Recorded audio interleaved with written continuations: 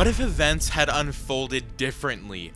What if Tony Stark managed to gain the upper hand on Thanos at the very last minute, killing him in Avengers Infinity War? What if out of pure luck, Stark was able to do this, and how would his actions change the MCU timeline if he was able to take out Thanos during the final battle of Titan with the Guardians of the Galaxy, Doctor Strange, and Spider-Man? Find out in today's highly requested fan fiction. Our story starts off almost like the original MCU timeline. The Mad Titan has woken up after Star-Lord hit his face in, becoming angered after he learned about what Thanos had done to Gamora after using her to get the Soul Stone. Thanos broke free, going full rage mode on the Guardians, using the full powers of the Infinity Gauntlet. He threw Spider-Man and Mantis across Titan like it was nothing. Thanos then turned his attention to the rest of the Guardians of the Galaxy, using the Power Stone on Star-Lord, Drax, and Nebula, rendering them unable to fight. Doctor Strange summoned his magic, but it was too late. He watched in horror as Thanos started using the stones to destroy Titan's moon. The timeline changes where Doctor Strange uses all of his magical force field around the planet's atmosphere, buying Iron Man and the team time to have one last chance against Thanos. But the problem here is that Doctor Strange becomes vulnerable from the attacks because he is holding on the debris using the Vishat spell. Since the moon didn't fall on the planet, chaos wouldn't happen all over the planet, giving the heroes a small advantage to work together like they did at the start of the fight before Thanos could even try to turn the tide. Spider-Man watched on in shock, seeing Doctor Strange using all of his powers. He turned his head, seeing Iron Man in need of help from Thanos. Thanos, like the original timeline, uses a massive Power Stone blast from the gauntlet, but it was deflected by Tony's nano shield in time. Tony summoned his nano blade, cutting Thanos in the face. Thanos turned his head, putting his hand over the cut, seeing blood pouring from it. He smiled and was about to use the stones until Spider-Man swung in time, kicking Thanos in the face. It stunned the Mad Titan, but it was just enough to distract him. Tony analyzed the situation, knowing his blade could pierce through Thanos' skin. He needed to open an opportunity up to jab it into his neck, or at least that way there, it would do some damage and maybe the final killing blow. Tony kept watching Spider-Man fighting with Thanos until Thanos used the stones on Spider-Man. Peter screamed in agony, and this is when Tony knew that he needed to strike now before it was too late. Thanos threw Spider-Man at Tony, but he dodged the attack, and with a stroke of luck on his side, he summoned a nano blade from his arm in time. Thanos wasn't even able to react fast enough, and before the Mad Titan could blink his eyes, they rolled back. As blood started gushing from the nano blade, Tony had stabbed it in Thanos' skull, killing him. Thanos dropped to the ground lifeless, and Tony was shocked at what he did. He couldn't believe that it was over just like that. Spider-Man swung in, seeing if he was alright, and Peter saw Tony just looking at his hands with blood everywhere. Peter put his hand on Iron Man's shoulder and told him that they did it and that there was no other way. Tony ignored it from the shock that he was in and yelled Strange's name. He ran towards Doctor Strange, seeing that he was so focused on holding up the moon from cracking and falling into Titan's atmosphere. Doctor Strange told Tony that they needed to get out of there now, and he would catch up with them soon after he deals with this problem. Tony ran to Star-Lord and helped him up as Spider-Man helped up Drax and Mantis. Star-Lord called for Nebula, but she stood still near Thanos' dead body. She was sad her father died, but also happy in a way that he didn't win in the end. Tony brought them into the Guardian ship, and right before Spider-Man was about to get in, he asked them, "What about the gauntlet? They're going to need it," but Tony said there's no time for this now. Doctor Strange became weak,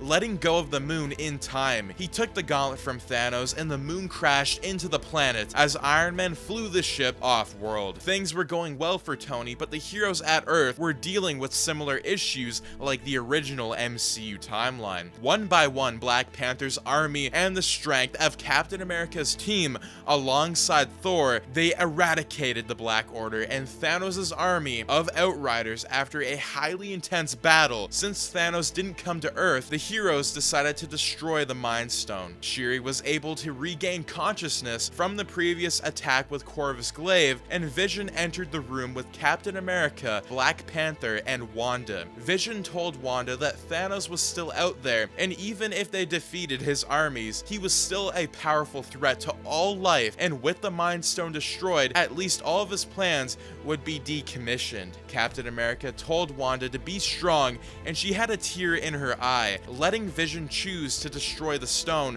for the greater good of the universe. Shuri had enough time and got most of the good parts from Vision and destroyed the Mind Stone. Back on the Guardian ship, Iron Man, Spider-Man, and the Guardians were floating in space. The ship was silent and they didn't know if Doctor Strange was still alive or not, but they just watched. Tony had his head down, but Spider-Man asked what the orange spark in the room was. They were shocked to see Doctor Strange return, coming out of the portal with the gauntlet in his hand. Star-Lord was shocked, asking how Strange could wield such power by himself. Strange merely replied, telling Star-Lord that he is the Sorcerer Supreme and only him alone is able to stay alive and wield the gauntlet without being destroyed by its raw power. Strange explained that the gauntlet can't be kept by anyone due to the powers, and in the wrong hands, they can have another Thanos threat. He felt like he was the only one out of everybody who was trustworthy of keeping the gauntlet, and he told the team that he was going to take the stones and move them to different spots in the universe, but he needed the Mind Stone first. Doctor Strange asked if they were ready to return to Earth. Tony agreed, asking how they would return, but Doctor Strange opened a portal to Wakanda, and he said that he was able to bring them back all along, but he decided not to do it when they were fighting Thanos, since they had a good chance at defeating him.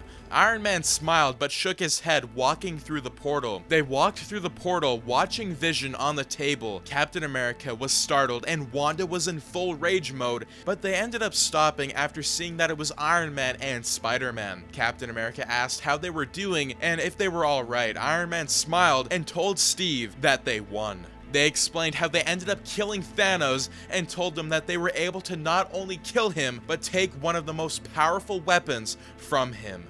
More heroes like Thor, Falcon, and Bucky walked into the room, meeting the Guardians of the Galaxy and Doctor Strange. Thor asked Strange what he would do with the stones, and Strange told everyone that they were going to need to listen to him and what he was going to do. Doctor Strange told Captain America that they were going to need the Mind Stone. If they didn't, the universe without the stone could be overrun in the future to forces unimaginable. Doctor Strange had to use the Time Stone to get the Mind Stone back, but Thor explained to Strange that Vision is worthy of keeping the Mind Stone if he plans to spread them out through the universe. He said that not only was he able to pick up his hammer, but he was an important part of the Avengers team. Strange agreed with letting Vision keep the stone, and he reversed time before the stone was destroyed, grabbing Vision before he was killed by the machine from Shuri.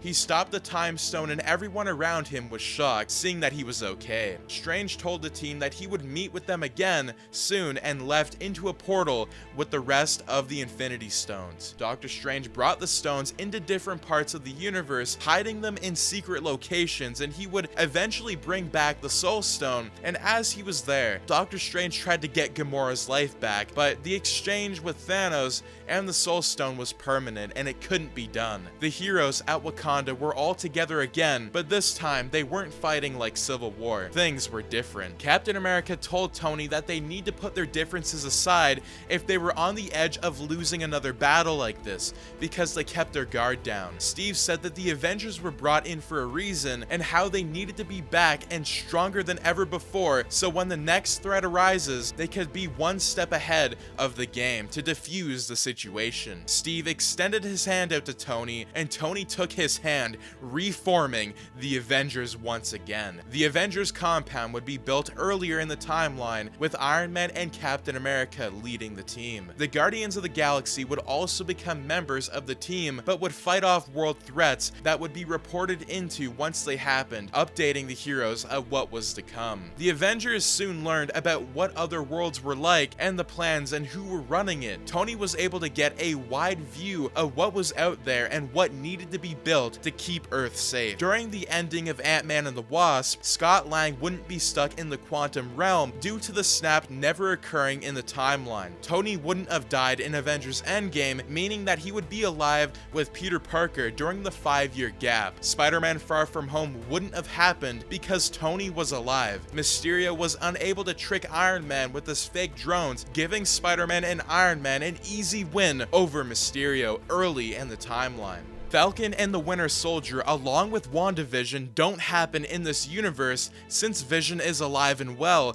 but with no snap happening, the world wouldn't go into chaos, rendering the movement in Falcon and the Winter Soldier. Agnes would still find a way to fight the Avengers, but she would be defeated by Wanda and Thor as the Avengers returned, and any threats would be stopped immediately. Spider-Man becomes the Iron Spider fully, and he would be a huge help to the team in the future. Hulk would stay the same, not becoming the Smart Hulk since Thanos was defeated and he wouldn't feel guilty, leading him into staying as regular Hulk. Once the Avengers thought that all was finished, a silver streak burned the sky, moving faster than anything the world saw. Iron Man caught it on his radar, telling the other Avengers that something in the sky was moving fast. The light in the sky was getting brighter and brighter.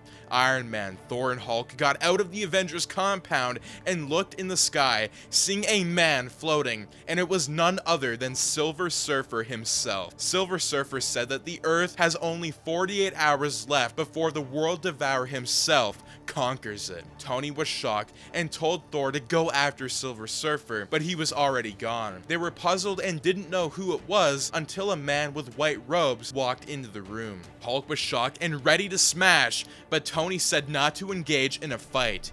This man in white robes explained that he was the Watcher, and he has seen many things in other realities, even Thanos and God Emperor Doom. They didn't know who Dr. Doom was, but they listened carefully to what the man had to say. The Watcher told Tony that his actions of killing Thanos all those years ago has resorted into a chain reaction of events where Galactus feeds and awaiting to eat Earth. The Watcher left the Avengers with a warning, telling them to get ready. Tony wasn't able to say something and the man ended up leaving. Iron Man went onto his comm link and told the Avengers to assemble, and that is going to be what if Iron Man had killed Thanos in Infinity War. This has been crazy. I'm finally back doing what if fan fictions, like I'm finally voicing them. It's been way too long. I think it's been since like that what if Black Panther had snapped.